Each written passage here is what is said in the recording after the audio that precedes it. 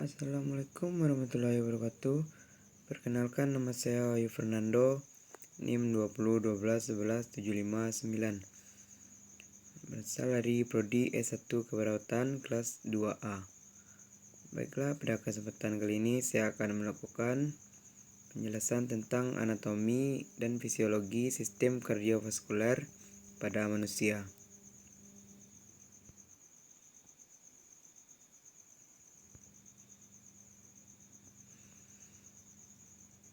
Yang pertama yaitu anatomi sistem kardiovaskuler, fisiologi sistem kardiovaskuler, fisiologi sistem peredaran darah manusia, dan sistem konduksi jantung. Yang pertama, anatomi sistem kardiovaskuler.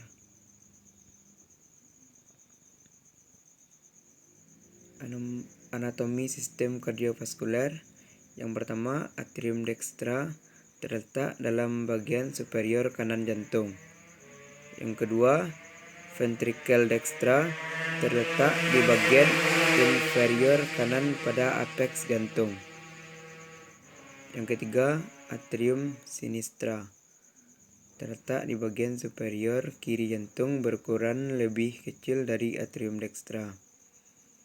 Yang keempat, ventricle sinistra terletak di bagian inferior kiri pada apeks jantung, tebalnya 3 kali tebal dinding ventricle dextra. Yang kelima, katup tricuspidalis terletak antara atrium dextra dan ventricle dextra. Memiliki 3 daun katup, jaring ikat fibrosa irregular yang dilapisi endokardium. Yang keenam, katup mitra atau bicuspidalis terletak di antara atrium sinistra dan ventricle sinistra, melekat pada chordae tendineae dan otot papilaris. Yang tujuh, katup aortik terletak di antara ventricle sinistra dan aorta. Yang kedelapan, vena cava superior dan inferior. Vena ini membawa darah yang tidak mengandung oksigen atau darah yang kaya karbon dioksida dari tubuh kembali ke jantung, tepatnya di atrium dextra. Selanjutnya yaitu fisiologi sistem kardiovaskuler. Fisiologi sistem kardiovaskuler yang pertama yaitu pembuluh nadi atau arteri. Pembuluh nadi atau arteri adalah pembuluh darah berotot yang membawa darah dari jantung. Fungsi ini bertolak belakang dengan pembuluh balik yang membawa darah menuju jantung. Selanjutnya yaitu pembuluh balik atau vena. Pembuluh balik atau vena adalah pembuluh yang membawa darah menuju jantung. Darahnya banyak mengandung karbon dioksida. Umumnya terletak di permukaan tubuh dan tampak kebiru-biruan. Jantung. Organ jantung, organ kardiovaskuler adalah sebuah rongga yang berotot memompa darah lewat pembuluh darah dan bereaksi berirama yang berulang. Selanjutnya yaitu fisiologi sistem peredaran darah. Fisiologi sistem peredaran darah manusia. Peredaran darah manusia merupakan peredaran darah tertutup, karena darah yang dialirkan dari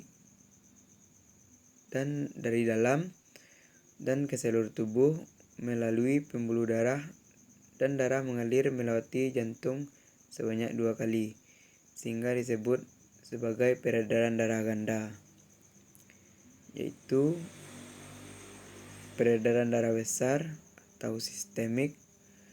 Peredaran darah sistemik adalah peredaran darah yang mengalirkan darah yang kaya oksigen dari ventricle sinistra lalu diedarkan ke seluruh jaringan tubuh. Yang kedua, peredaran darah kecil atau disebut juga dengan pulmonal. Peredaran darah pulmonal adalah peredaran darah yang mengalirkan darah dari jantung ke paru-paru dan kembali lagi ke jantung. Selanjutnya ada dua jenis sistem peredaran darah. Yang pertama yaitu sistem peredaran darah terbuka.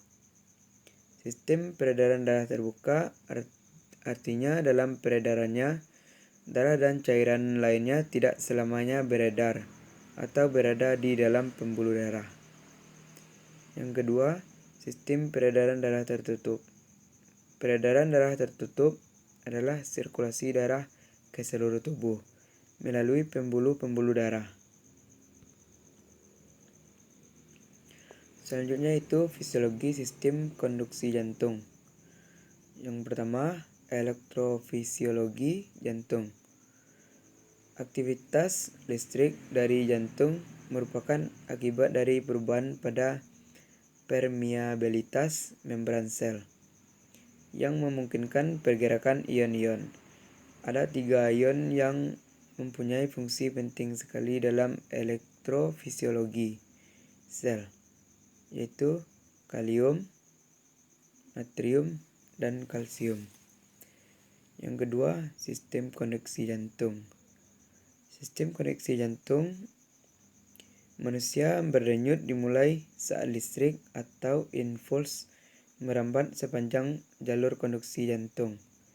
Hal ini menyebabkan otot jantung berkontraksi sehingga menimbulkan pemompaan darah oleh jantung. Sistem koneksi jantung adalah hambatan impuls memungkinkan pengaturan irama jantung. Sistem ini merupakan modifikasi dari otot jantung yang disertai tenaga ritmik, spontan, dan serabut syaraf tertentu. Baiklah, hanya itu yang dapat saya sampaikan. Mohon maaf bila banyak salah. Assalamualaikum warahmatullahi wabarakatuh.